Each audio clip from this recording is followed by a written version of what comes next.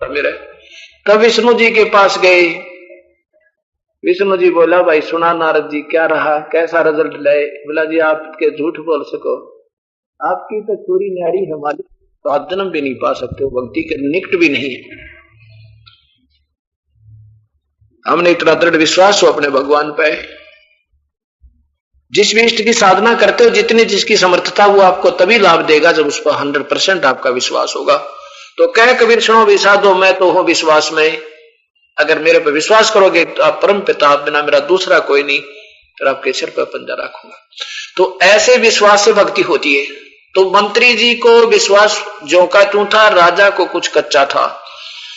एक दिन राजा और मंत्री गण खड़े थे। राजा बताते हैं कि अपनी बातें करता करता मंत्रियों से और तलवार निकाल के उसकी धार चेक करने लगा, उसकी उंगली कट गई यहां से।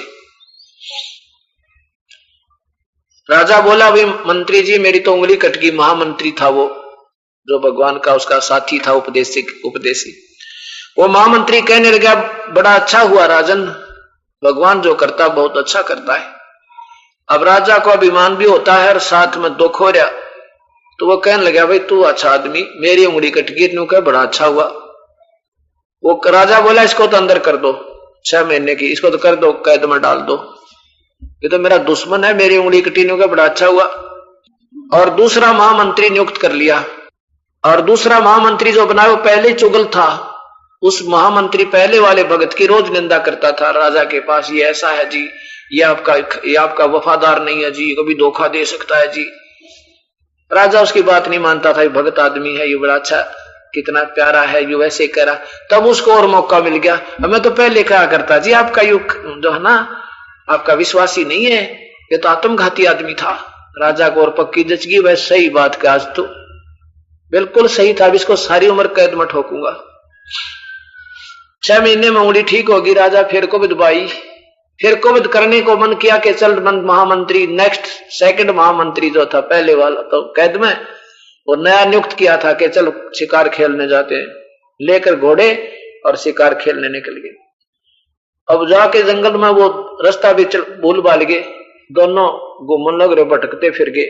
उधर से उन किसी जंगली जाति के लोगों का एक त्योहार था।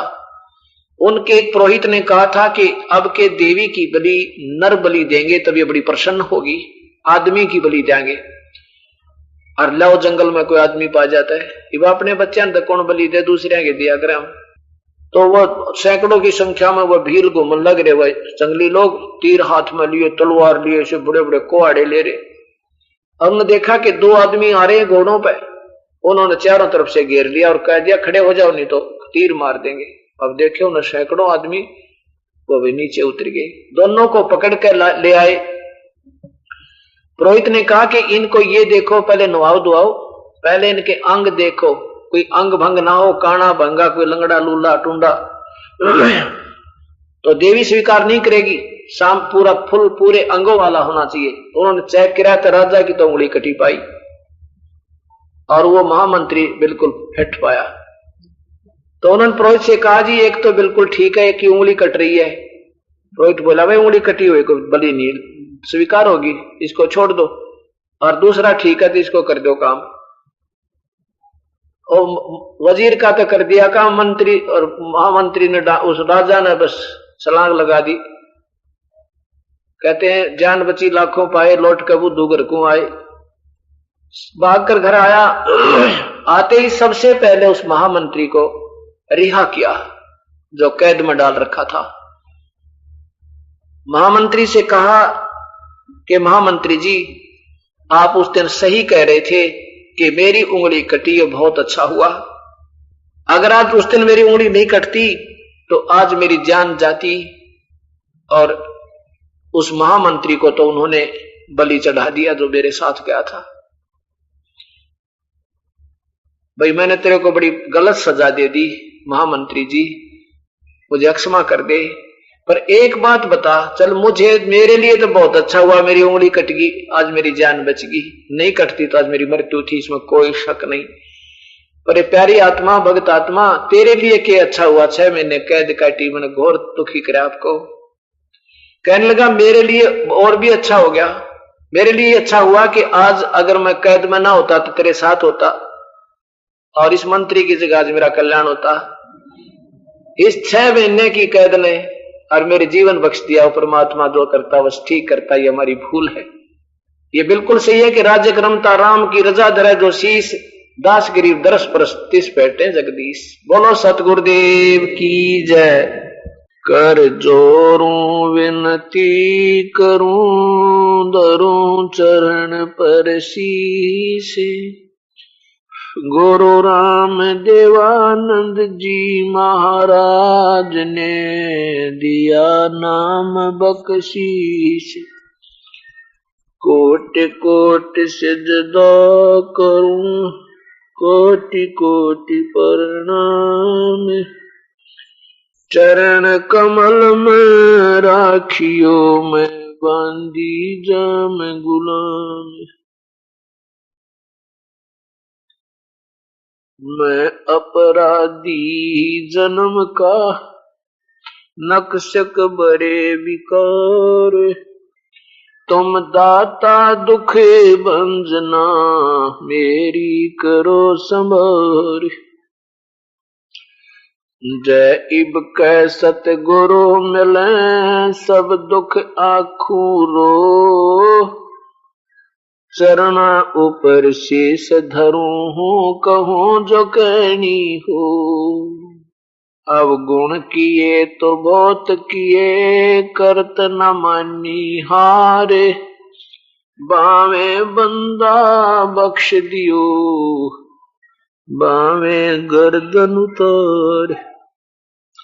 कबीर अवगुण मेरे बाप जी, बख्शो गरीब नवाजे।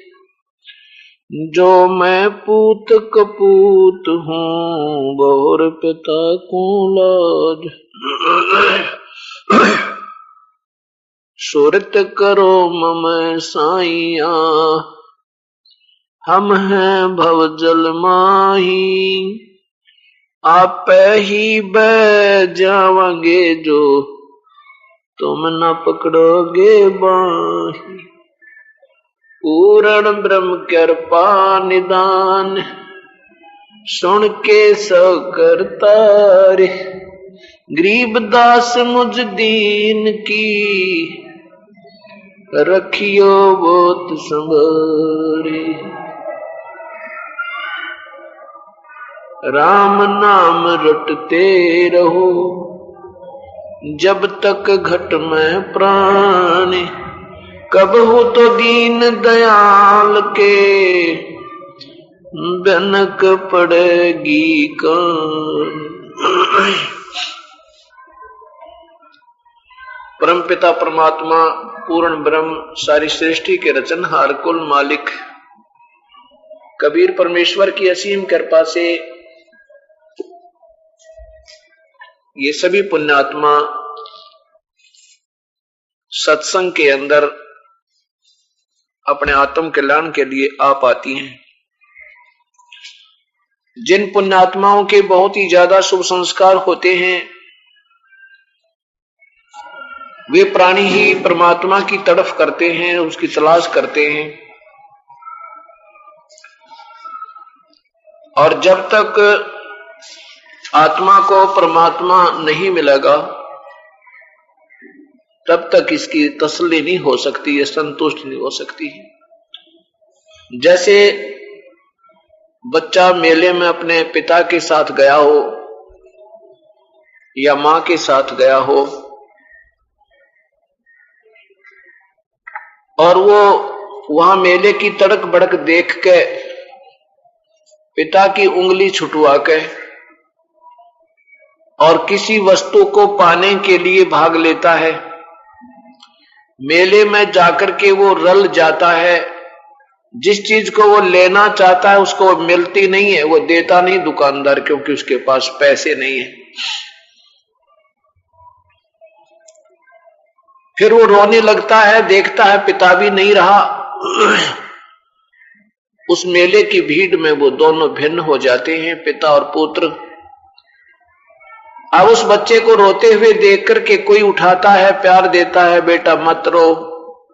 कोई मीठी गोली दे देता है, कोई उसको कोई फल दे देता है। वो थोड़ी देर तो खाता है, तब तक तो चुप रहता है, फिर उसको खाने के बाद फिर पिता याद आता है। और जब तक उसको पिता नहीं मिलेगा, उसकी वो एक विशेष तड़फ वो खत्म नहीं हो सकती। इसी प्रकार आज हम अपने पिता की उंगली छुटवा के कबीर परमात्मा की और इस काल की तड़क बड़क देख के इसके मेले में रल गए। इसके मेले में हम रले हुए हैं और हमें ये लालच भी देता है, ये तेरा बेटा है, ये तेरी बेटी है, ये तेरी कार है, तेरी कोठी है, तो बड़ा साहूकार है, तो बड़ा उच्च पद प्राप्त है। उसके बाद भी इसकी शांति नहीं होती। जिनके पास पैसा नहीं है वो तो पैसा जोड़ने की तरफ कर रहे हैं, और जब पैसा हो जाता है फिर इनके पास फिर और एक कसक बकाया फिर भी रहती है। चाहे कोई कितना ही अरबपति हो और चाहे कितना ही वो सेठ हो, कितनी सारी सुविधाएं आज उसको इस भौतिक संसार की भौतिक सुविधाएं उपलब्ध हों, लेकिन फिर भी वो संतुष्ट नहीं है, उसकी आत्मा प्रसन्न नहीं है। कभी ना कभी फिर भी ऐसी मायूसी छा जाती है जैसे इसका बहुत कुछ कोई चीज खोई हुई है। इस प्रकार जब तक हमने अपने परमात्मा का साक्षात्कार नहीं होगा इस आत्मा को, और जब तक ये उस सुखदायी सतल पर नहीं पहुंच जाएगी जहां ये बिल्कुल सुख था, इसको कोई दुख ही नहीं था, कोई दुख नाम की वस्तु नहीं थी। अब इसको कोई सुख ही नहीं है, केवल दुख ही दुख है।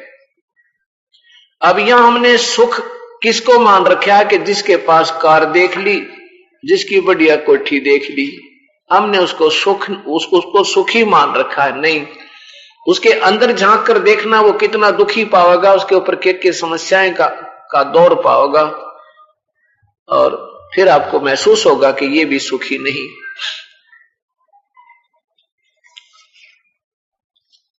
अब एक समय की बात है,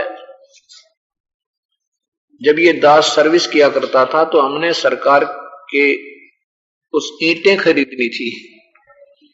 उसके लिए हम एक भट्ठे वाले के घर पे गए, तो दिन के 12 बज रहे, जून का महीना। तो वहां उससे पता किया तो उसके बच्चे कहने लगे, उनकी पत्नी मिली, वो कहने लगी जी वो भट्ठे पर गए हैं। भट्ठा वहां से 15-20 किलोमीटर शहर से था। बढ़िया कोठी बना रखी, बहुत बढ़िया कूलर ला रखे, अच्छे पंखे, कमाल, खूब ठाठ हो रहे। हम भट्ठे पर गए तो वो 1 बजे और भट्ठे का ऊपर खड़ा मजदूरों के पास उनके हिसाब किताब करने लग रहा। तो फिर हमने पूछा कि आप शाम को किस टाइम मिलते हो, आपसे वहां बात करें। कहने लगा जी शाम न तो मैं फिर 8, 9, 10 बज जा मैंने जब आया करूं, और सुबह मैं 7 बजे आ लेता हूं यहाँ पे। अब वह कोठी के काम आई, जून का महीना, कूलर लग रहे, पंखे चाले, और बनाने वाला खड़ा हुआ शिकर दोपहर 2 के अंदर बाहर। तो वह कोठी के काम आई उसका भाई। सुबह निकलो 7 बजे, शाम 9, 10 बजे, एक रात पड़ के काट के फिर सुबह फिर भाग लिया। तो यहाँ ऐसा ही स्थिति है। अब जैसे हम यहाँ आए हैं, यहाँ कोई सुखी नहीं, फिर हम यहां से मान लिया अच्छे पुण्य किए तो स्वर्ग चले गए, तो वहां कोई सुखी नहीं। वो तो एक रात काट कहानी है, फिर यहीं पर इस शिकर दोपहर में इस कर्मों के दंड में फिर जलना होगा। तो इस प्रकार हमें कहां वो सुख है, वो सुख हमें पूर्ण परमात्मा के पास सतलोक में है, जहां से हम बिछुड़ कर आए हैं। हम पहले सतलोक रहा करते थे, तो वहां इस काल परमात्मा के ऊपर आसक्त होकर हम यहां इस काल के जाल में फंस गए। हमारे पिता ने हमें अपने हृदय से उतार दिया, क्योंकि हम पतिव्रता पद से गिर गए, और उसका इतना भयंकर परिणाम आज भोग रहे हैं। कभी कुत्ते बनते हैं, कभी गधे बने, कभी सुअर बने, कभी कुतिया बने, कभी गधी बने। हे परमात्मा, और कभी गंदी नाली के कीड़े बने, कभी राजा बने, कभी रंक बने, कभी देव बने, कभी महादेव बने, कभी स्वर्ग जावे, कभी नरक जावे। बताइए क्या जीवन हुआ है मेरे मालिक। अभी तक सब महापुरुषों की, कबीर परमात्मा को छोड़कर और उनके संपर्क में आए हुए महापुरुषों को छोड़ के सभी की एक ही विचार है कि जन्म मृत्यु जीव की नहीं मिटे, और फिर भी कहते हैं हम मोक्ष की तलाश कर रहे हैं, मोक्ष के लिए प्रयत्न कर रहे हैं। फिर वो मोक्ष क्या चीज है? अब इन्होंने मोक्ष की संज्ञा स्वर्ग बना ली। मोक्ष का अर्थ जो है स्वर्ग बना लिया। मोक्ष का अर्थ होता है जन्म मृत्यु से मुक्ति पा लेना। ये मोक्ष का वास्तविक, मोक्ष माने राहत, छुटकारा। मोक्ष का अर्थ होता है छुटकारा यानी गति। अब इन्होंने इतना मोक्ष है यहां पर, जैसे यहां से स्वर्ग पहुंच गए और स्वर्ग में 10 वर्ष 20 वर्ष 50 वर्ष रहे, 100 वर्ष रहे, और फिर लाखों वर्ष 84 लाख दुनिया में कभी पशु बने, कभी पक्षी बने, कभी गंदी नाली के कीड़े, कभी जलचर वनचर बने। तो कहने का भाव ये है, तो इन्होंने उस स्वर्ग के पीरियड को थोड़ा सा जो मिलता है मलाई अपने कर्मों की शुभ, वो भी अपने ही शुभ कर्मों की, उसको मोक्ष मान रखा। मोक्ष कितना मोक्ष है? जैसे मजदूर सुबह से लेकर और दोपहर तक टोकरी ढोए, जमींदार सुबह से लेकर और दोपहर तक काम करे, हल जोड़े, खेत में फसल काटे और 2 घंटे विश्राम कर ले वृक्ष के नीचे बैठ के, और फिर बाद दोपहर फिर लग जावे। ये इतना स्वर्ग समझो कि 2 घड़ी बैठ के 2 घंटे बीच में वृक्ष के नीचे रेस्ट कर लिया, वो मोक्ष मानते हैं ये लोग। इतना स्वर्ग में राहत है, ये स्वर्ग इतना है बस। अपने पूरे सभी संस्कार वश जो प्राणी ये दुख सुख पाता है, उसमें इतना मोक्ष है कि वो स्वर्ग में इतना राहत पा करके फिर कर्म आधार पर आ जाता है, कर्म क्षेत्र में। तो यहां हमने अब ये सोचना पड़ेगा कि भक्ति कैसे करें, किसकी करें। देखो, जो प्यारी आत्मा परमात्मा की तलाश कर रही हैं, उनको ये तो ज्ञान हो ही चुका है कि भगवान की भक्ति बिना ये जीवन बेकार है प्राणी का। इसलिए तो आप ढूंढ रहे हो परमेश्वर को। अब मैं ये भी सुना सकता हूं आपको, बड़े अच्छे शब्द भी सुना सकता हूं, सतगुरु की वाणी भी सुना दूंगा, और चेतावनी भी बता देता हूं कि राम नाम रटते रहो जब तक घट में प्राण, कभी तो दीन दयाल के भनक पड़ेगी कान। लूट सको तो लूट लो ये राम नाम की लूट, फिर पीछे फिर पछताओगे जब प्राण जाएंगे छूट। अब हमने ये फैसला करना है कि कौन से राम की भक्ति करें। अब यहां सारंगी भी ला सकते हैं हम, गाने वाले अच्छे सुरीली आवाज के बच्चे बहन बेटियां भी मिल जाएंगी जो इन शब्द वाणी को बहुत प्यार से गा सकते हैं, और साथ में हारमोनियम वगैरह का भी प्रबंध कर लें। उससे क्या होगा कि संख्या बहुत हो सकती है, केवल इस मन की बिगड़ी हुई आदत को उभारने वाली बात है। और हम गाते रहे भजले रे भगवान तेरे काम आवेगा, भजले रे भगवान तेरे काम आवेगा, फिर बढ़िया बढ़िया गाने भी सुना दे और गाते रहे। लेकिन हमने पहले ये फैसला करना होगा कि कौन से भगवान की भक्ति करें जिससे हमें लाभ हो, ये मानव जीवन हमारा सफल हो। वो कौन है? वो प्रभु। ये पहले डिसीजन ये करना है, और जब ये फैसला हो जाएगा फिर हम भक्ति करेंगे तन मन धन ला के, एक रस होकर, फिर डगमग नहीं होंगे, और फिर हमारी रुचि बढ़ेगी क्योंकि हमें सच्चाई का ज्ञान हो गया।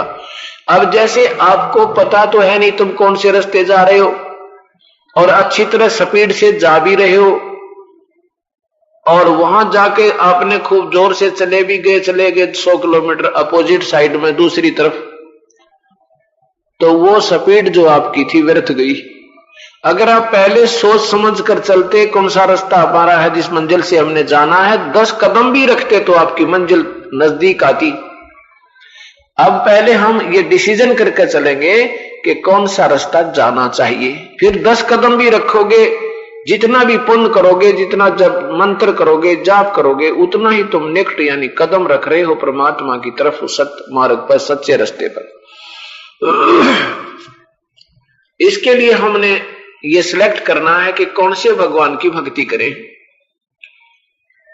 अभी तक हमें ब्रह्मा विष्णु महेश के बारे में बताया गया था कि ये अजरो अमर हैं, सारी सृष्टि के रचनहार हैं, ये कुल मालिक हैं, लेकिन नहीं, अब इनके जो हिस्ट्री शीट देखी, अर्थात इनकी जीवन लीलाएं देखी भगवानों की, इनमें तो पाया ये तो इतनी पावर के नहीं है जितने हमें बताया गया था। ये केवल 3 लोग के एक विभाग के मंत्री हैं। जैसे एक प्रांत में एक मंत्री होता है, मिनिस्टर होता है,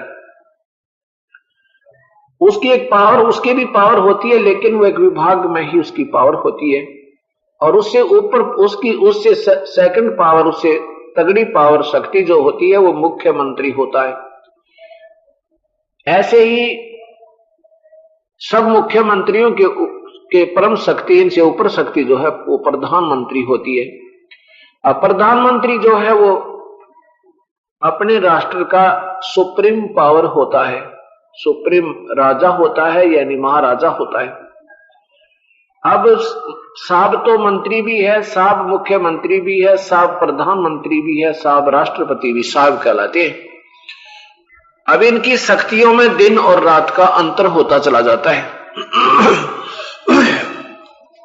इसी प्रकार 3 लोग के राम हैं, ब्रह्मा विष्णु महेश, 3 लोग के साहिब ब्रह्मा विष्णु महेश एक विभाग के मंत्री हैं, और इनके पिता ज्योति निरंजन काल है। ब्रह्मा विष्णु महेश का पिता ज्योति निरंजन है, और इनकी माता दुर्गा है, शेरावाली भवानी, वैष्णो देवी जिसे कहें। ये भवानी जो है दुर्गा, ये ब्रह्मा विष्णु महेश की माता है।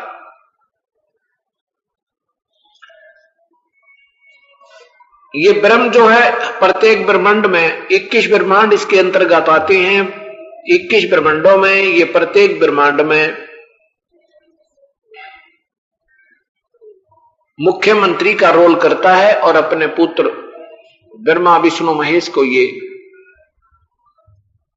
एक विभाग का मंत्री प्रत्येक ब्रह्मांड में बना देता है। एक विभाग, एक ब्रह्मांड में एक ब्रह्मा, एक विष्णु, एक शिव है। दूसरे ब्रह्मांड में इसके में ऐसे ही एक ब्रह्मा है, एक विष्णु, एक शिव, आत्मा दूसरी होती है। ऐसे ही 2-4 ब्रह्मांडों में अपनी सृष्टि रखता है, बाकी में प्रलय रखता है। 20 ब्रह्मांडों में से 21 में ये स्वयं रहता है। अब यहां देखना है कि हमारा जो रोग है वो जन्म और मृत्यु का है। जब तक हमारा जन्म और मृत्यु का रोग नहीं कटेगा तो हम कभी सुखी नहीं हो सकते। और जन्म और मृत्यु जैसा आपने देवी भागवत महापुराण भी दिखाऊंगा, उसमें ये स्वयं स्वीकार करते हैं ब्रह्मा विष्णु और महेश के हमारा तो जन्म और मृत्यु होता है, हम अजरो अमर नहीं है। ये देखिएगा देवी भागवत महापुराण, इसमें भगवान ब्रह्मा विष्णु शिव स्वयं स्वीकार करते हैं कि देवी से कहते हैं कि तू हमारी माता है, हम आपके पुत्र हैं, और हम तो जन्म और मृत्यु के अंदर है, हम अजरो अमर नहीं है। तो इनके उपासक कैसे जन्म मरण से रहित यानी जन्म मृत्यु से रहित हो सकते हैं? कभी नहीं। अब ये कहां से प्रकाशित है? इनके अनुवादकर्ता कौन है, अनुवादक कौन है? हनुमान प्रसाद पोदार चिमन लाल गोस्वामी, और ये गीता प्रेस गोरखपुर से प्रकाशित है। इसके तीसरे स्कंद का थोड़ा सा अंश दिखाऊंगा, फिर जो नहीं विश्वास हो तो आप स्वयं खरीद कर इसको पढ़ सकते हो। ये देखिएगा तीसरा स्कंद, भगवान विष्णु जो है अपनी माता दुर्गा की महिमा गाते हुए आ रहे हैं इस तीसरे स्कंद में। तुम शुद्ध स्वरूपा हो, यह संसार तुम्ही से उद्भासित हो रहा है। मैं ब्रह्मा और शंकर हम सभी तुम्हारी कृपा से विद्यमान है। विष्णु जी बोल रहे हैं कि मैं ब्रह्मा और शंकर विष्णु ब्रह्मा और शंकर हम सभी तुम्हारी कृपा से विद्यमान हैं। हमारा आविर्भाव मन जन्म और तिरोभाव में मृत्यु होता है। हमारा तो जन्म और मृत्यु होता है, केवल तुम ही नित्य हो, जगत जननी हो, प्रकृति और सनातनी देवी हो। भगवान शंकर बोले, देवी यदि माँ बाप विष्णु तुम्ही से प्रकट हुए हैं तो उनके बाद उत्पन्न होने वाले ब्रह्मा भी तुम्हारे बालक हुए, और फिर मैं तमोगुणी लीला करने वाला शंकर क्या तुम्हारी संतान नहीं हुआ? अर्थात मुझे भी उत्पन्न करने वाली तुम ही हो। इसे सिद्ध हुआ कि ब्रह्मा विष्णु महेश भी अजरो अमर नहीं है, इनका भी जन्म मृत्यु होता है, और इनकी मां जो है दुर्गा है और पिता इनका ज्योत स्वरूपी निरंजन ये काल है। ये सिद्ध हुआ। अब भगवान ब्रह्म भी अजर अमर नहीं है। गीता जी को भगवान श्री कृष्ण नहीं बोल रहे हैं, इसको ये काल बोल रहा है, ये ब्रह्म बोल रहा है। अब देखिए गीता जी में गीता बोलने वाले भगवान ब्रह्म, ये काल ज्योत निरंजन, ये कहता है कि मेरे और तेरे अर्जुन बहुत जन्म हो चुके हैं, उन सबको तू नहीं जानता, मैं जानता हूं। अध्याय नंबर 5-4 का और ये श्लोक नंबर 5 देखो। अध्याय नंबर 4 ये 5 नंबर है। हे प्रंतम अर्जुन, मेरे और तेरे बहुत से जन्म हो चुके हैं, उन सबको तू नहीं जानता, मैं जानता हूं।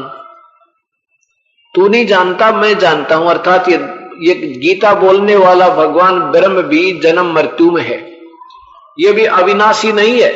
और फिर देखिए इसी गीता जी के अध्याय नंबर 15 के श्लोक नंबर 16 में और 17 में क्या बताया कि दो भगवान हैं, एक नासवान तो ये ब्रह्म है और अक्षर पुरुष वो परब्रह्म है, लेकिन वो भी अविनाशी नहीं है। वास्तव में अविनाशी कोई और है जो तीसरे नंबर का परमात्मा है। अध्याय नंबर 15 का श्लोक नंबर ये 16 है। इधर देखिए, ये श्लोक नंबर 16 है। संस्कृत है, द्वौ इमौ पुरुषौ लोके क्षर अक्षर एवं क्षर। क्षर है सर्वाणी भूतानि कटुष्ट अक्षर उच्चते। इसका अर्थ है कि द्वि माने दो, इमौ माने इस पृथ्वी वाले लोक में, लोके माने लोक में, पुरुषौ माने भगवान है। कौन? क्षर और अक्षर। ये पुरुषौ जो है ये दो के साथ लगेगा, क्षर पुरुष और अक्षर पुरुष, ये दो भगवान हैं इस पृथ्वी वाले लोक में। और इसी प्रकार क्षर तो नासवान ये ब्रह्म है, अक्षर कुछ अविनाशी इनका, इससे तगड़ा ये पर ब्रह्म है, कुछ अविनाशी है। और क्षर सर्वाणी भूतानी यानी सभी प्राणियों के नाश, सतुल शरीर तो नासवान है और जीवात्मा अविनाशी कही जाती है। दो ही अतिथि है इन दो भगवानों के लोक में। एक तो ये नासवान भगवान है ब्रह्म, ये स्वयं स्वीकार करता है गीता जी के 4थे अध्याय के 5वें श्लोक में कि मेरे और तेरे बहुत जन्म हो गए, अर्थात हम तुम तो जन्म मृत्यु के अंदर। और ये आगे प्रमाण मिल रहा है। फिर कहते हैं इससे कुछ तगड़ा, ये कुछ ज्यादा अविनाशी, कुछ स्थायी, ये परब्रह्म है। लेकिन अब तीसरा श्लोक, ये 17वां श्लोक स्पष्ट करता है कि ये दोनों भी अविनाशी नहीं, वो अविनाशी वास्तव में अविनाशी तो कोई और है। अब देखो यहां से इस संसार में नासवान और अविनाशी भी ये दो प्रकार के पुरुष हैं, या दो भगवान लिखना था, ये दो प्रकार के भगवान हैं।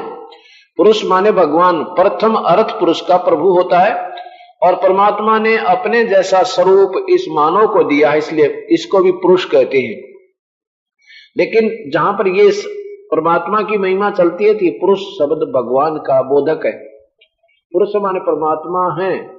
और इसी प्रकार इसकी इन दोनों ही भगवानों के लोकों में ये प्राणी जो सथुल शरीर था इनका नासवान है, जीवात्मा अविनाशी है। सीधा साधा मृत्यु नहीं रुकती क्योंकि ये नासवान है, और नासवान की शरण में जाने से हम कभी अविनाशी नहीं हो सकते, अविनाशी पद प्राप्त नहीं कर सकते। उत्तम पुरुषत्व अन्य, वास्तव में भगवान, सही भगवान पुरुषोत्तम तो कोई और है। उत्तम पुरुष यानी वास्तव में सच्चा भगवान, उत्तम सबसे श्रेष्ठ परमात्मा तो इन दोनों से भी अन्य है। परमात्मा इति उदाहरते उसे भगवान कहा जाता है। यही ये माने जो तीनों लोकों में प्रवेश करके है, लोक त्रयमय अविश्य विभर्ति अवय ईश्वर, वो अविनाशी परमात्मा और वही तीनों लोकों में प्रवेश करके सबका धारण पोषण करता है।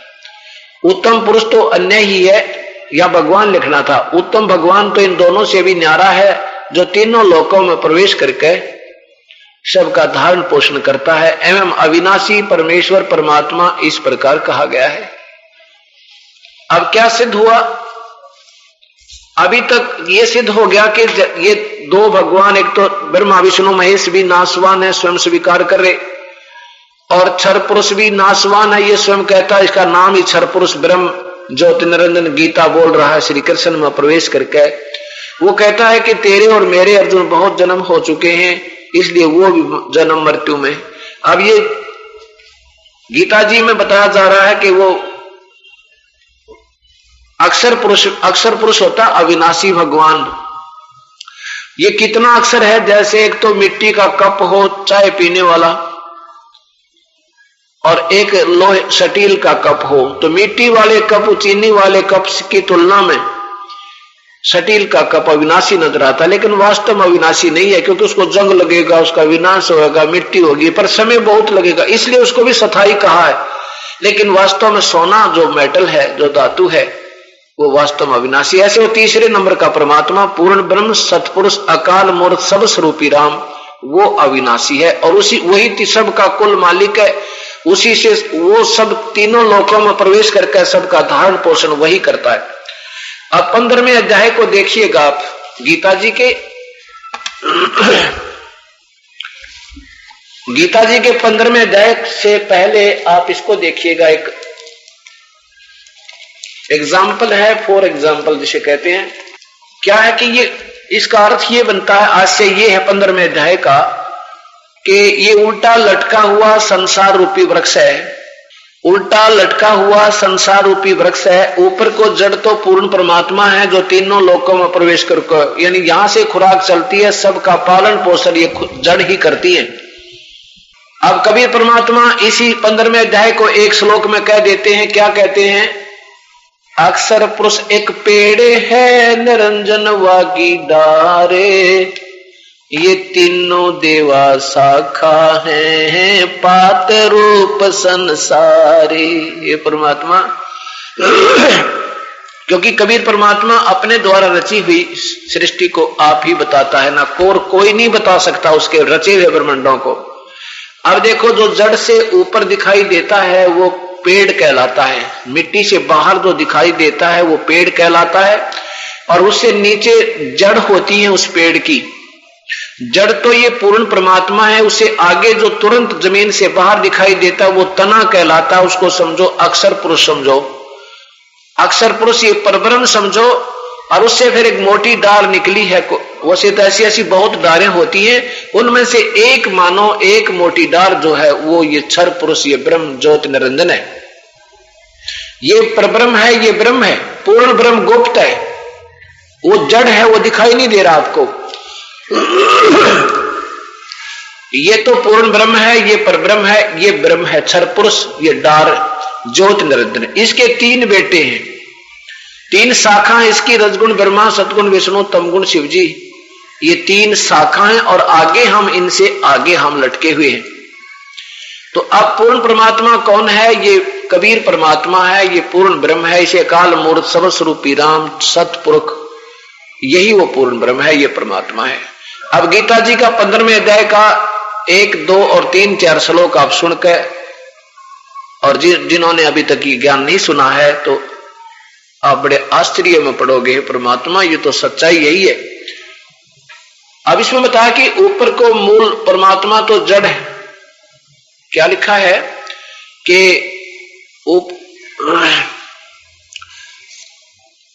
ये पूर्ण परमात्मा, पूर्ण पुरुष, आदि पुरुष परमेश्वर मूल वाले, आदि पुरुष परमेश्वर मूल वाले, यानी आदि पुरुष यानी सदा का भगवान, सबसे आदि माने सबसे पहले वाला परमात्मा, वो कबीर साहब जिसने सब ब्रह्मांड रचे, वो तो जड़ है इस पौधे, इस संसार रूपी वृक्ष की। और नीचे को तीनों गुण रूपी विषय विकारों की शाखा है, रजगुण ब्रह्मा, सतगुण विष्णु, तमगुण शिव जी, ये तो शाखा है। तो अब देखना कि हमने जड़ की पूजा करनी है, ना कि तनों की, ना टानी की, ना डार की। अब ये भगवान जो गीता बोल रहा है, ये ब्रह्म बोल रहा है, काल बोल रहा है। देखिएगा गीता जी, ये पवित्र शास्त्र गीता जी, अध्याय नंबर 15, पंचदशो अध्याय, अथ पंचदशो अध्याय।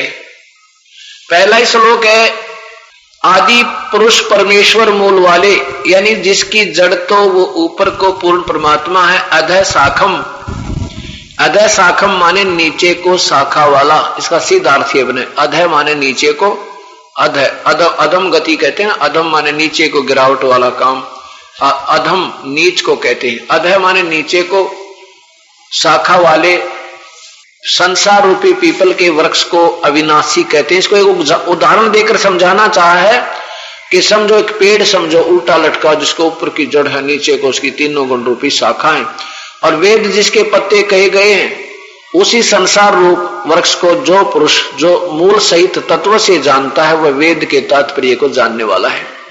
अब ये भी स्पष्ट कर दिया कि जो इस पूरे ब्रह्मांडों को जड़ कौन है, तना क्या है, डार कौन है, टहनी कौन है, पत्ते क्या है, ऐसा कोई संत जानता है तो वो समझो तत्वदर्शी संत है, वो तत्व से जानता, वो वेद के तात्पर्य को जानने वाला है, वो तत्वदर्शी संत है। अब गीता बोलने वाला भगवान कह रहा है कि अर्जुन, उस परमात्मा के बारे में मैं पूर्ण जानकारी तुझे नहीं दे सकता, उसके लिए तो उन सत्संग को सुनो, उन संतों के सत्संग को सुनो जो परम तत्व के जानने वाले हैं। अध्याय नंबर 4 का और श्लोक नंबर देखिएगा 34। उस ज्ञान को तू तत्वदर्शी ज्ञानियों के पास जाकर समझ, उनको भली भांति दंडवत प्रणाम करने से, उनकी सेवा करने से और कपट छोड़कर सरलता पूर्वक प्रश्न करने से वे परमात्म तत्व को भली भांति जानने वाले ज्ञानी महात्मा तुझे तत्व ज्ञान का उपदेश करेंगे। अब देखो कितना स्पष्ट कहा, भगवान कहता है कि मैं नहीं जानता उस परमात्मा के बारे में पूरी जानकारी, वो तो कोई संत है, वो ढूंढ ले भाई, और वो तत्वदर्शी संत। और तत्वदर्शी संत है कौन, ये भी संकेत कर दिया इस 15वें अध्याय के प्रथम श्लोक में, कि जो इस संसार रूपी वृक्ष को ऊपर, जो जिसकी पूर्ण परमात्मा जड़ रूप है और तीनों गुण रूपी नीचे शाखा हैं, और वेद आदि जिसके पत्ते कहे गए हैं, उस संसार वृक्ष को जो व्यक्ति मूल से लेकर, जड़ से लेकर और सारे को तत्व से जानता है, वह वेद के तात्पर्य का जानने वाला, अर्थात वो तत्वदर्शी संत है। ये भी प्रमाण कर दिया कि वो है तत्वदर्शी संत, और वो संत तुझे मिल जा, फिर उसको दंडवत प्रणाम करना, चरणों में गिर जाना, उनसे नम्रता पूर्वक अपने कल्याण का मार्ग पूछना और फिर उसकी भक्ति करना। अब दूसरे शब्द देखिए, दूसरे में गीता अध्याय नंबर 15 का श्लोक नंबर 2। उस संसार वृक्ष की तीनों गुण रूप रजगुण ब्रह्मा, सतगुण विष्णु, तमगुण शिवजी, रूप गुण, ये तीनों गुण है, रजगुण ब्रह्मा है, सतगुण विष्णु, तमगुण शिवजी। अब इससे पहले थोड़ा सा और विश्वास आपका दृढ़ करना पड़ेगा कि ये रजगुण ब्रह्मा है, सतगुण विष्णु, तमगुण शिवजी, नहीं तो आप फिर विचलित हो जाओगे। ये देवी भागवत महापुराण, इसमें देखिएगा स्वयं भगवान शंकर स्वीकार करते हैं कि तुम, ये माता देवी अपनी मां से कह रहे हैं कि आपने मुझे तमोगुण क्यों बना दिया, विष्णु जी को सतोगुण किस लिए बनाया। अथ देवी भागवतम सभास्टिकम स मातम खेमराज श्री कृष्ण दास प्रकाशन बंबई, ये यहां से प्रकाशित है। और इसके तीसरे सकंद में देखो, अथ श्री मद देवी भागवते भाषा टीका युक्ते तृतीय सकंद प्रारंभते, तीसरा सकंद प्रारंभ होता है। अब इसमें भगवान शंकर स्वयं स्वीकार करते हैं कि माता, यदि आप हमारे ऊपर दया युक्त हो, हमारे पर दयालु हो, तो मुझे तो आपने तमोगुण क्यों बना दिया। 7वां श्लोक समाप्त होता है, ये 8वां यहां से प्रारंभ होता है। हे माता, यदि हमारे ऊपर आप सदा दया युक्त हो, तो हमको यानी मुझको तमोगुण किस प्रकार प्रदान किया है, ब्रह्मा को रजोगुण और हरि यानी विष्णु को सतोगुण क्यों बना दिया। फिर देखो अध्याय नंबर 7 का समाप्त हुआ, ये 8वां प्रारंभ होता है। हे माता, यदि हमारे ऊपर सदा आप दया युक्त हो, तो हमको तमोगुण में किस प्रकार प्रदान किया, ब्रह्मा रजोगुण और हरि सतगुण। अब संस्कृत भी देखो, ये संस्कृत सहित है। ये 7वां समाप्त हुआ और 8वां प्रारंभ हुआ। यदि दया धर्मना न सदाम्बिके कथम अहम विहित च। शंकर जी कहते हैं, मुझे अहम माने मुझे तमोगुण क्यों बना दिया, विहित तमोगुण क्यों बनाया। कमल जय, कमल से उत्पन्न होने वाले ब्रह्मा को रजोगुण संभव रजोगुण क्यों बना दिया। और सुहित किमु, और क्यों स्वीता मैंने बना दिया सतोगुण विष्णु हरि विष्णु को तूने सतोगुण क्यों बना दिया। अब इसे सिद्ध हो गया कि रजगुण ब्रह्मा है, सतगुण विष्णु, तमगुण शिव जी। क्योंकि अभी शास्त्र को समझने में आपको ज्यादा दिक्कत नहीं आएगी, नहीं तो ये अनजानपने में, क्योंकि ये नया ज्ञान है, सत्य ज्ञान है, इसमें ये प्राणी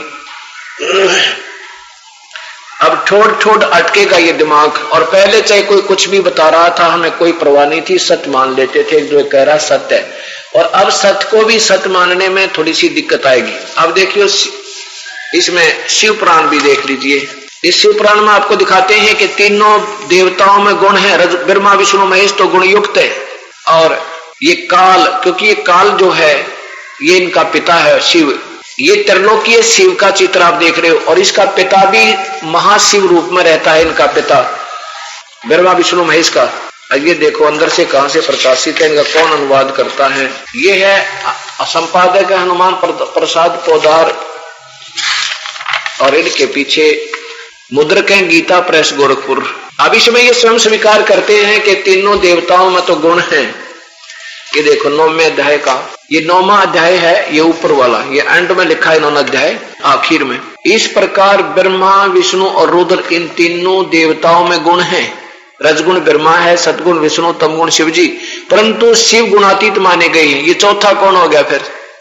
तीन तो ये है, तीनों देवताओं में गुण है, ब्रह्मा विष्णु और रुद्र इन तीनों देवताओं में गुण है, परंतु शिव गुणातीत माने गए हैं।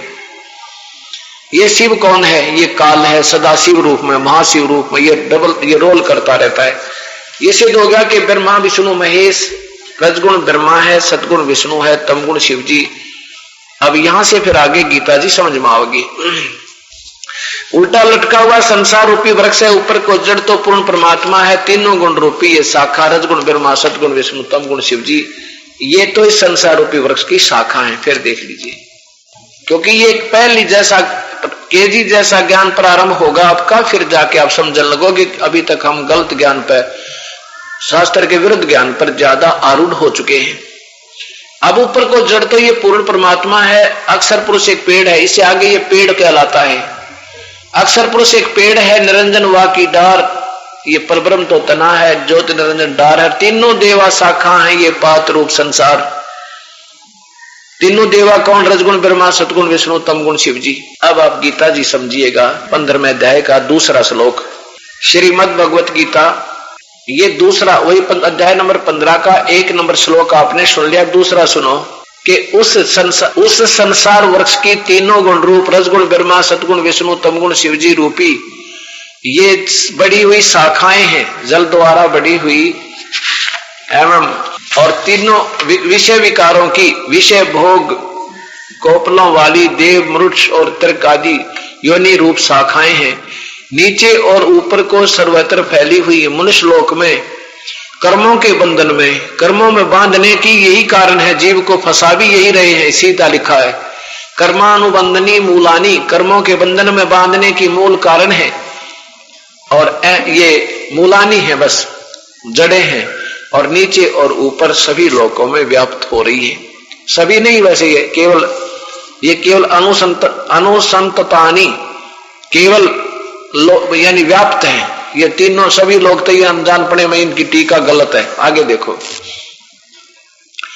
अब तीसरे श्लोक में देखो, इस संसार वृक्ष का स्वरूप गीता बोलने वाला भगवान कहता है कि मैं तुझे हिंट दे रहा हूं कि उल्टा लटका हुआ संसार रूपी वृक्ष है, नीचे उसके पत्ते हैं, पर मैं पूरा नहीं बता सकता, मैंने पूर्ण ज्ञान नहीं है। मैं जो चर्चा आपसे बता रहा हूं मुझे पूरा ज्ञान नहीं है, मैं नहीं जानता इसके बारे में। वो तो संत बताएगा, जो सही इसके नारे नारे भेद दे देगा, वो तत्वदर्शी संत होगा। इस संसार वृक्ष का स्वरूप जैसा कहा है, यानी जैसा तेरे से मैं बता रहा हूं, यहां तेरे और मेरे विचार में, तेरे और मेरे डिस्कशन में, ये जो ऐसा नहीं है, ये तो कुछ और ही है जो कोई और बताएगा। इस संसार वृक्ष का स्वरूप जैसा कहा है, ये वहां वैसा यहां विचार काल में, यानी तेरे और मेरे डिस्कशन में जो मैं तुझे गीता में बता रहा हूं, मैं बोल रहा हूं, मैं नहीं जानता, ये वैसा यहां तेरे मेरे विचार काल में नहीं पाया जाता। ऐसा ही नहीं है, क्योंकि न तो इसका आदि है और न अंत है और न इसकी अच्छी प्रकार कोई सतिथि है। आगे देखो, इसलिए इस अहमता ममता नहीं, इसलिए इस सुविरुद्ध मूलम अति दृढ़ मूल वाले, इतना ही दिखना चाहिए था। अहमता ममता वासनाएं तो आप अड़ाए बैठे हैं। सुविरुद्ध मूलम दृढ़ यानी मूल वाले, जो अविनाशी लोक ऊपर वाला है वो तो एक इसका समझो अजरो अमर है। वो परमात्मा पूर्ण ब्रह्म तो कति दृढ़ है, अविनाशी है, और बाकी के ये ब्रह्मांड विनाश में आते रहते हैं। संसार रूपी पीपल के वृक्ष को दृढ़ वैराग्य रूप शस्त्र, शस्त्र माने हथियार थे, काट कर, चितवा माने काट कर। भाव ये है कि इस उलझे हुए ज्ञान को सच्चे ज्ञान रूपी यानी सत्य ज्ञान रूपी शस्त्र के द्वारा, हथियार के द्वारा इसको काटा जा सकता है, अर्थात इसको समझा जा सकता है। पूरे सत्य ज्ञान के बिना इसने कोई नहीं छोड़ जा सकता। और वो सत्य ज्ञान का लिखा है कि कोई संत आएगा जो पूरी व्याख्या देगा वो सब। अब देखो, अब कहता भगवान गीता बोलने वाला चौथे श्लोक में कि अर्जुन, जब तुझे ये पता लग जा, जब तुझे वो संत मिल जावे, तेरे भाग जाग जाए, तो उसके बाद उसके पश्चात उस परम पद रूप परमेश्वर की भली भांति खोज करनी चाहिए, जिसमें गए हुए साधक पुरुष, जिसमें गए हुए साधक फिर लौटकर संसार में नहीं आते, अर्थात उनकी फिर जन्म मृत्यु नहीं होती। जिस परमेश्वर से, और ये वही परमात्मा है जिसने ये सारी सृष्टि रची, और जिस परमेश्वर से पुरातन संसार वृक्ष की प्रवृत्ति विस्तार को प्राप्त हुई है, अर्थात जिसने सारे ब्रह्मांडों को रचा है। और मैं भी उसी की शरण में हूं। गीता बोलने वाला भगवान कह रहा है कि उसी आदि पुरुष नारायण के मैं शरण हूं, मैं उसी की शरण में, मैं उसके अधीन हूं, वो मेरा सुप्रीम बॉस है। और इस प्रकार दृढ़ निश्चय करके उस परमेश्वर का मनन और निधिध्यासन करना चाहिए, अर्थात उसी की पूजा करनी चाहिए भाई, और नवत करना। अब स्पष्ट कर दिया। अब क्या फैसला हो गया कि ब्रह्मा भी नाशवान, विष्णु भी नाशवान, शिव भी नाशवान, और फिर इनका पिता काल है, वो भी अपने आप को कहता है कि मेरी और जन्म मृत्यु तेरी बहुत होती है और कभी स्थायी नहीं हो सकते। गीता ने जी ने यह भी बता दिया कि ब्रह्म भी नाशवान है, पर ब्रह्म भी अक्षर पुरुष भी नाशवान है, वास्तव परमात्मा कोई और है। और खुद ये गीता बोलने वाला भगवान कह रहा है कि मैं इस संसार को, सारे ब्रह्मांडों को नहीं बता सकता, और वही जब तुझे पूर्ण मुक्ति चाहिए उस परमात्मा की शरण में चला जा, और मैं भी उसी की शरण में हूं। जब तत्वदर्शी संत तुझे मिल जा तो उसके बाद उस परम पद परमेश्वर की, है उस परमेश्वर के सतलोक की खोज करनी चाहिए, फिर उसे की भक्ति करना चाहिए। मैं भी उसी की शरण हूं, मैं उसके अधीन हूं। अब एक समय कबीर परमात्मा जब सहस्री आए हुए थे, वो सतपुरुष अकाल मूर्त, वो सर्वस्वरूपी राम, वो पूर्ण ब्रह्म, काशी में जब आए हुए थे, एक गोरखनाथ नाम का बहुत बड़े सिद्ध पुरुष हुए हैं, और उन्होंने कबीर साहब के शिष्य जो है रामानंद जी, कबीर साहब के गुरुदेव जो थे रामानंद जी, एक बहुत बड़े अच्छे विद्वान, उनका बड़ा बोलबाला था काशी में। बड़े उन्होंने जितनी उनकी बुद्धि ने समझने काम किया, सोचने, अपने हिसाब से उन्होंने बहुत ही अच्छी साधना प्रारंभ करवाई थी वेदों और गीता अनुसार। ओम नाम की साधना बताते थे, बाकी अन्य जो ऊत भूत के ये झाड़े झपटे जो पाखंडी ब्राह्मण उनको बहकाए बैठे थे, भोली आत्माओं को बहका रहे थे, उनसे पीछा छुटवाया था, काफी सत भक्ति को उभारा था। लेकिन वो भी केवल ब्रह्म तक सीमित थे और विष्णु जी को सुप्रीम पावर मान के उसी की आराधना किया करते थे। उन्होंने 1400 ऋषि शिष्य बना रखे थे जो जन जन को जाकर के भगवान विष्णु की महिमा समझाया करते थे, और ये अन्य पूजाओं को बंद करवाते थे, जो जैसे कोई झाड़े लाने वाला, कोई हाथ देखने वाला, ये इस तरह की पूजाएं उन्होंने काफी ऊत बूत की पूजा बंद करवा दी थी। तो कबीर परमात्मा के शिष्य गरीब रामानंद जी के शिष्य कबीर परमात्मा हो चुके थे। उन्होंने एक लीला करके उनको सद्बुद्धि दी थी रामानंद जी को। उसमें गोरखनाथ नाम का एक सिद्ध पुरुष काशी में आया, और उन्होंने रामानंद जी से कहा, को संदेशा भिजवा दिया कि तुम हमारे साथ गोष्ठी करो, क्योंकि उसमें वैष्णव साधुओं की महिमा बढ़ गई थी, नाथ परंपरा वालों की वहां पर जो महिमा नहीं रही थी। तो ऐसे वो अपने नाथ परंपरा को बढ़ावा देने के लिए गोरखनाथ जी आए थे। अब यहां थोड़ी सी असमंजस पड़ जाता है। जो ज्यादातर करने वाले दिमाग के व्यक्ति होते हैं वो ये सोचेंगे कि गोरखनाथ जी तो आज 900 वर्ष पहले हुए हैं और कबीर साहब 600 वर्ष पहले हुए हैं। उनके 300 वर्ष की आपस में समकालीनता के अंदर अंतर था, वो समकालीन नहीं थे। अब ये बातें, क्योंकि आज हम कलयुगी लोग भक्ति से बहुत दूर और परमात्मा की परिभाषा से बहुत दूर हो चुके हैं। ये क्या होता है, ये सिद्ध पुरुष जो होते हैं ये अपने इनकी कुछ इतना मोक्ष बन जाता है, इनकी कमाई है कि ये जब चाहे शरीर धार कर जो के तो उसी शरीर में ये प्रकट हो सकते हैं, जब चाहे उसको अंतर ध्यान कर सकते हैं। इनका कुछ समय होता है, किसी के 1000 वर्ष भी हो सके हैं, किसी के 500 वर्ष भी हो सके हैं। तो उस दौरान वो ऐसे अपनी लीला दिखाता रह सकता है, शरीर को अंतर ध्यान कर सकता है। शरीर एक छोड़ दिया तो एक लिंग शरीर बन जाता है। लिंग शरीर, एक लिंग शरीर कैसा होता है कि वो ज्यों का त्यों दिखाई देता जैसा पहले शरीर में था वो, और उसका भी कोई समय होता है, फिर वो भी बैटरी डिस्चार्ज हो जाएगी, फिर वो भी नहीं रहेगा। तो ऐसे वो गोरखनाथ अपना लिंग शरीर बनाकर घूम रहे थे और जब चाहे वो दर्शन दे सकते थे, जब चाहे अंतर ध्यान हो जाते थे। तो ऐसे आकर के उस गोरखनाथ जी वहां प्रकट हुए, काशी में आकर के रामानंद जी को संदेशा भिजवा दिया कि मेरे साथ गोष्ठी करो, और जो चर्चा में हार गया वो जीतने वाले का शिष्य बनेगा। और शिष्यों के समेत उसने उसकी शिष्यों के समेत उसने अपनी हार मान करके और सब शिष्यों समेत उसका शिष्य बनना पड़ेगा। अब रामानंद जी ने जब ये खबर सुनी तो वो घबरा गए। उन्होंने सोचा भाई ये तो बड़े सिद्ध पुरुष हैं और लोग तो इनके ड्रामेबाजी ने देख कर, इनकी सिद्धि को देख करके इनको विजयी घोषित कर देगी और हमारी हार निश्चित है। ये सोचकर उन्होंने सभी अपने अनुयायियों से कह दिया था कि तुम अपने ये तिलक मत लगाना, आज कोई पहचान ना ले तुमने। कबीर साहब को जो पता चला तो उसने कहा कि स्वामी जी, और वैसे तो आप जानी जान हैं, जैसे करोगे वैसे ही कर लेंगे, कृपा आप, अगर आपकी आज्ञा हो तो चलना चाहिए। हमने हार जीत तो होती रहती है और संत हार जीत नहीं मानते। अब अनजान पन्ने में लोग उनको अगर जिता भी देंगे तो कोई बात नहीं, वो हार नहीं है, वो तो अनजानों की सोच है और आपकी इच्छा। तो रामानंद जी बड़े प्रसन्न हुए कि जब कबीर साहब ने कह दिया तो कोई दिक्कत नहीं। तो जी वो दोनों सभी और भी दर्शक साथ में कबीर साहब व श्री रामानंद जी कहां पहुंच गए, जहां पर वो गोष्ठी होनी थी, वो मंडप लगा हुआ था।